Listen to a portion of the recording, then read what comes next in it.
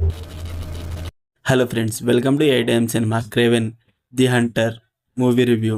ఈ వీడియోని ఒక లైక్ చేసి కొత్తగా వచ్చిన వాళ్ళైతే మన ఛానల్ని సబ్స్క్రైబ్ చేసుకోండి ప్లీజ్. మూవీ రన్ టైం వచ్చేసి 2 hours 6 minutes ఉంది. ఈ మూవీలో విఎఫ్ఎక్స్ చాలా బాగుంది. అలా అని మూవీ మొత్తం విఎఫ్ఎక్స్ కాదు. ఫస్ట్లో లయన్ సీన్ ఒకటి అండ్ లాస్ట్ క్లైమాక్స్ సీన్ అంతే. సినిమాటోగ్రఫీ బాగుంది. ఇది ఒక సూపర్ హీరో ఫిలిం. మూవీ బాగానే స్టార్ట్ అయింది, తర్వాత స్లోగా ఉంది. ఇంటర్వెల్ టైంలో ఓకే అనిపించింది, తర్వాత అయినా బాగుంటే చాలా అనుకున్నా, కానీ తర్వాత కూడా స్లోగానే ఉంది. క్లైమాక్స్ దీనికోసమైనా మూవీని తీశారనిపించింది. స్టోరీ ఏంటంటే హీరో వాళ్ళ ఫాదర్ హంటింగ్ చేస్తూ ఉంటాడు.